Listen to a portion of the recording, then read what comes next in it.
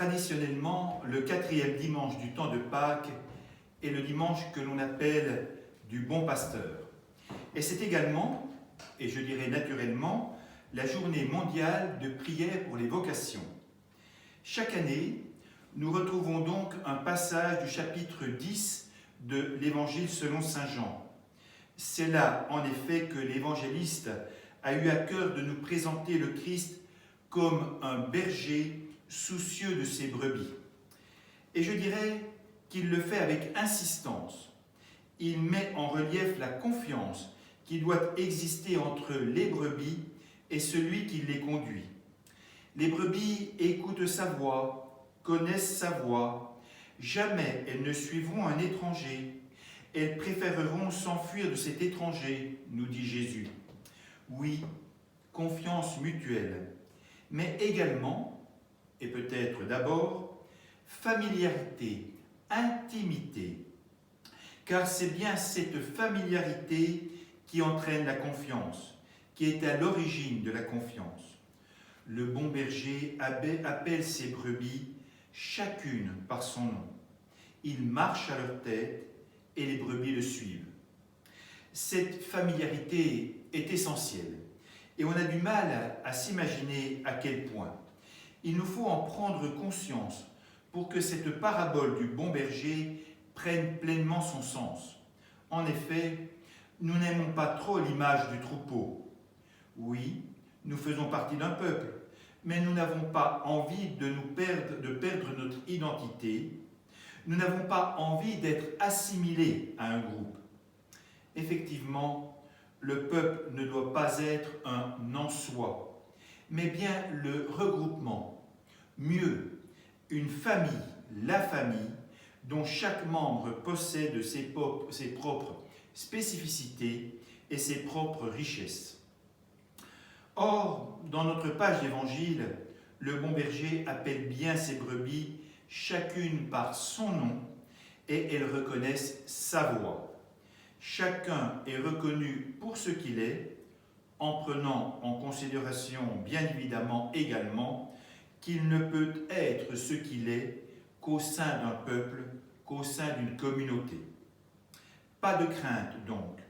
Cette intimité signifiée dans notre évangile correspond à un cœur à cœur, de personne à personne.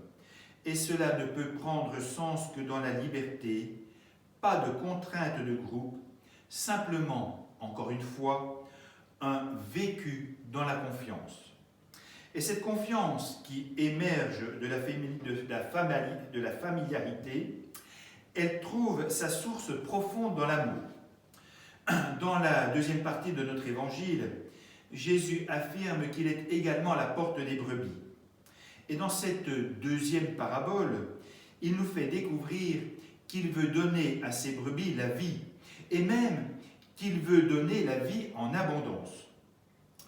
En ces temps morbides, où chaque jour on décompte ceux qui ont succombé à la maladie, vouloir la vie, garder la vie, nous y sommes évidemment davantage sensibilisés. Oui, Jésus veut nous donner la vie au-delà de la mort, mais également la vie dès ici-bas. Certes, on respire, donc on vit. Mais vous savez tout comme moi qu'il y a des vies sans vie. La vie ne se vit vraiment que si elle a un sens. Et Jésus, justement, donne sens à nos vies. Il nous fait comprendre que dans le projet de Dieu, nous avons été créés comme des êtres aimés et aimants. C'est en prenant conscience de cet état et en remplissant cette mission que nous pouvons trouver le bonheur. Jésus, le bon berger, veut le bien de ses brebis. Il veut qu'elles vivent et qu'elles vivent en abondance. Il fait tout pour cela. Et c'est là l'expression de son amour vrai et sincère. Voilà une bonne nouvelle. Jésus-Christ se présente à nous comme le bon berger et la porte des brebis. Il nous dit son amour. Et il dit cet amour à chacune et à chacun d'entre nous de façon personnelle. Il veut nous guider au bon pâturage, nous donner nous offrir ce qu'il y a de meilleur.